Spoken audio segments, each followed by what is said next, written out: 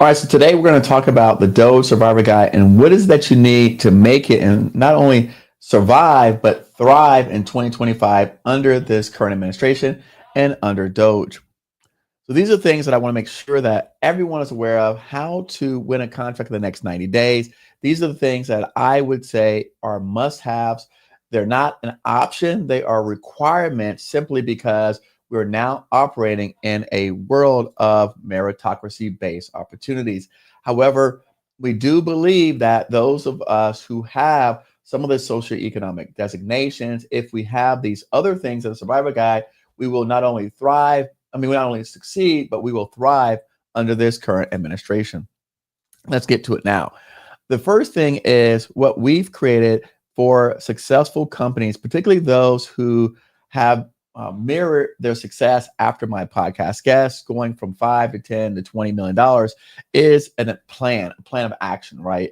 And so again, with the plan of action, we help you define your goals, assemble your team, and assemble your resources, because again, we want to focus on best value to the customer. Now, no longer can we say, hey, I'm HubZone, I'm 8A, I'm this and that.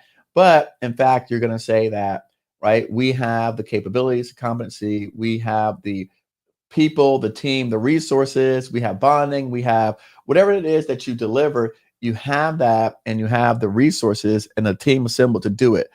This is the action plan that we follow, and this is what it looks like. If you've not seen that action plan before, we'll be happy to share this with you. But this is what we follow. We go through 4 levels of activities, and you can see here, it's a step-by-step plan, a guideline that tells you exactly what you should be doing so you don't have to guess. So many of us are confused after we register for SAM. What is it that we should be doing? What activities should we be following? And so here we have 4 pages of activities outlined based on 30-day metrics, 90-day metrics, 180-day metrics, what exactly you should be doing right now, every single step of the way. So for example, I had a buddy of mine that I spoke to who's getting registered as a veteran-owned business. He's already identified a partner that wants to go into business with him, who's got distribution, who's got facilities, but he doesn't know what the next step is. So again, with an action plan, you know exactly what do you do next. And then after that, what are the next steps to take in order to help you get to that success in those 90 days? The next thing that you want to have in your portfolio, or at least have an understanding of how this operates, until you've got mastery, you need to know what the bid, no bid decision framework looks like. Now, in the beginning, I used to use this tool all the time, but now I basically know it. So I know it cold. I completely understand it. And when I make decisions about what I'm going to go after, this is always in the back of my mind. I train my team members on it. I make it available to my administrative assistant. And when I'm working with consulting clients, they all are aware of these things. And so when we go through this, this is part of the matrix that we develop when we're deciding what pursuits to take. And then probably the most important part, right? Teaming up, collaboratively effective for success, right? Having team members and partners and associates, prime contractors, subcontractors, distributors, having all of those people in place to support the opportunities that you're going after. This is where most small businesses fail. In fact, they not just fail, they flounder, they collapse, because you as an individual, as a solopreneur, you do not have everything that you need. You may not have the finance, you may not have the strategic relationships, you may not have someone that has the network. You definitely, if you have a small company, you may be just needing the prime contractors. So having the team members and the network to actually allow you to execute or even get opportunities for contracts is something that you're missing. So for us, we have this first partner challenge package, which goes over all of those things. And not only that, how do you pick an industry, right? How do you pick who to work with?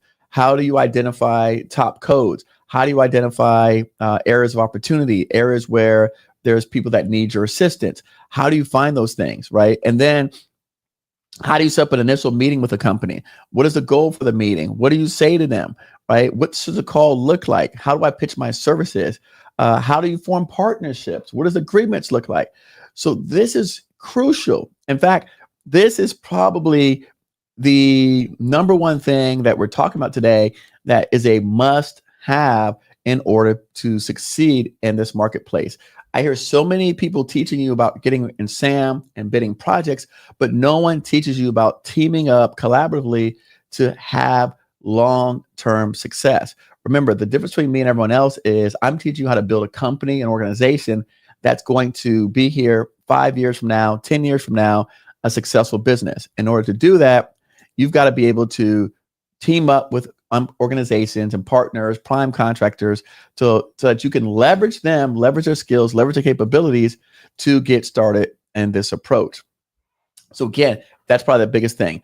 Your SBA profile, whether it's the SBA profile for your company, SBA profile for your consultant client, SBA profile for your partner that you're working with, these things that you have to be able to help them structure it because it's part of your marketing collateral that the government's going to look at. And so when I finish this video, I'm going to show you the tools that we use to help you develop that. But just to give you an example here, for those of you who may not be aware, right, this is what we're talking about. So here, when you're looking at your profile, right, for all those newbies and even for the experienced people, this is a very easy, effective way to demonstrate your skill sets, your capabilities, to show if you have any certifications, not small business certifications, but any technical certifications. Maybe you have a clearance, maybe you have a comp TSA, maybe you have an OSHA certification,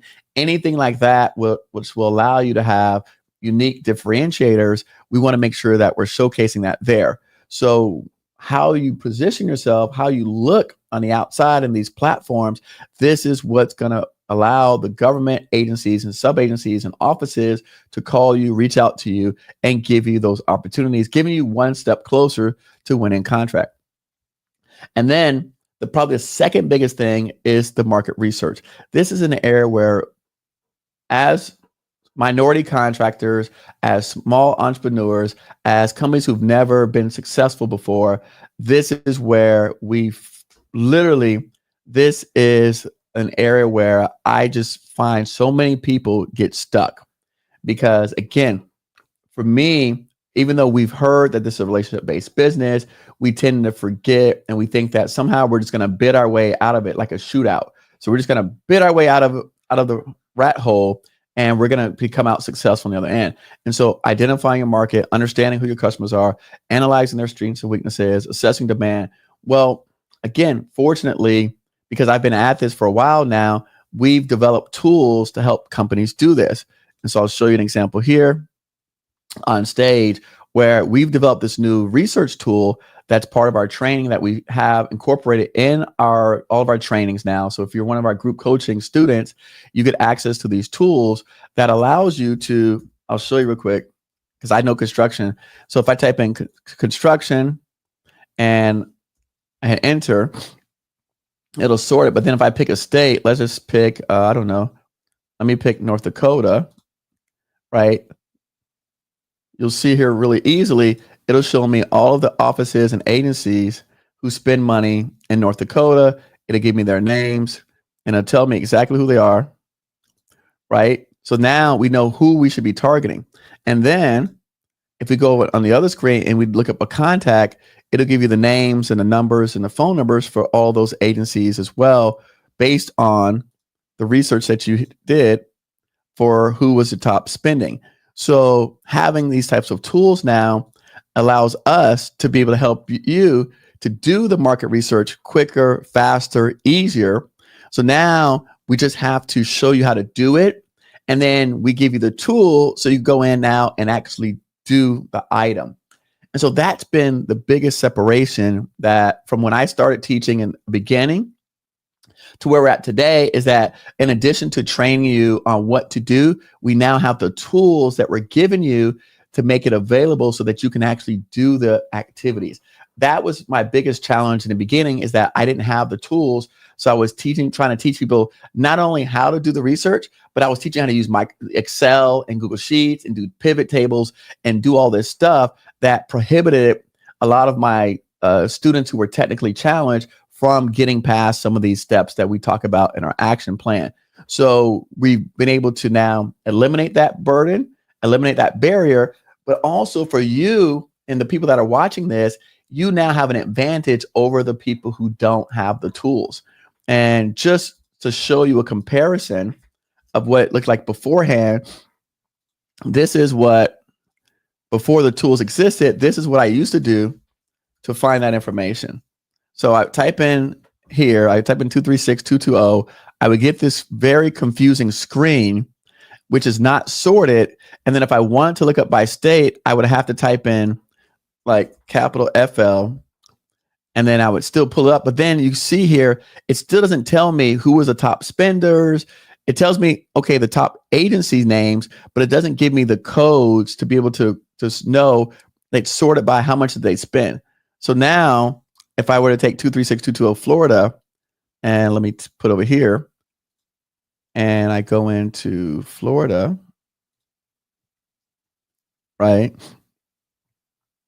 You'll see it tells me Mobile, Alabama spent $3 billion in Florida. The Army Engineers District spent this much. NAVSATCOM, Southwest. So you could see here right in Florida under my code of construction, I could see the top spender was Mobile, Alabama, followed by the Army District Mobile, followed by NAVFAC, NAVC. But then if I wanted to target some of the smaller groups that didn't spend as much money, because I feel like I might have some procurement opportunities with the smaller groups, there's the Central Office of Federal Prisons. They spent $400,000. You can get down here to National Park Services, spent $700K. Bureau of Land Management, $900K. U.S. Coast Guard Base spent about $1 million. So you can see here, right, easily that before, when I used to have to go through and try to like take this information, download it to Excel, put it into a pivot table, we've eliminated a lot of that for people out here. So the market research is critical, because that's how we're going to teach you how to start developing relationships. This is how we're going to allow you to now start doing activities and start doing work, and not having to do so much time on research. Because the quicker you can know who your customers are, who your potential targets are, the quicker you can start reaching out to them, talking to them, getting in front of their face, and letting them know who you are, so that you can start to do the activities to get you closer to winning a contract. And then the last thing, our GPT model, which we've built internally, is we actually work with, and this is funny because a lot of people now are, you've maybe seen some proposal AIs out there, but they're literally just using ChatGPT, where our particular model that we've created is based on a company that actually does generative AI. So they built this for us, and I could show you an example. So here under our GPT, right, you can see we have a proposal manager. We also, because I do a lot of outreach, so we've got a cold email agent where we do outreach for that. And then we've got a proposal writer agent.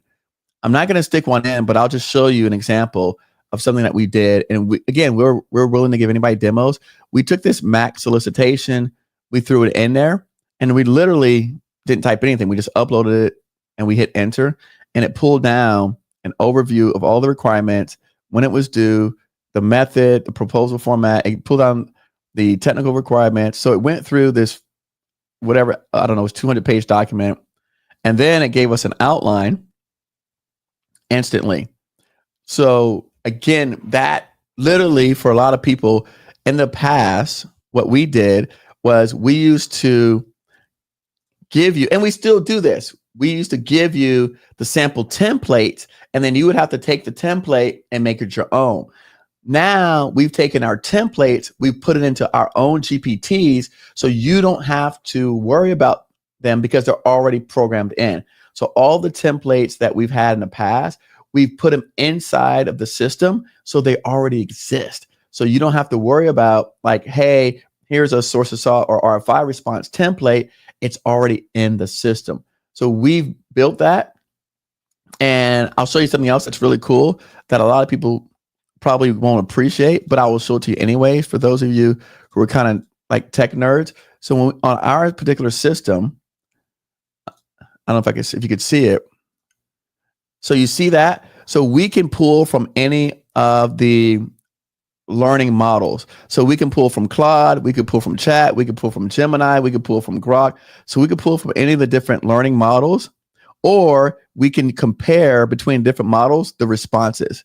So I've never seen anyone else be able to do that, where again, we're able to pull from different models, different responses. So you can see that how each model responds, but also, again, giving it the information that we've already put in on what does a typical response look like? What does a good response look like? What does one that's one contract? So for those of you who have questions about anything we talked about today, here's our phone number, here's our email, here's the website to visit. Our next cohort starts Friday, May the 30th.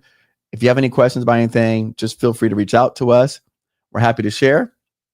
But again, in this era of DOGE, really what it takes to succeed is understanding your customer requirements, having people that can help you in delivering those requirements, and then just essentially reiterating that you have the capabilities, getting in front of them. And I promise you, we are still today getting sole source contracts, even amongst what you see on the news.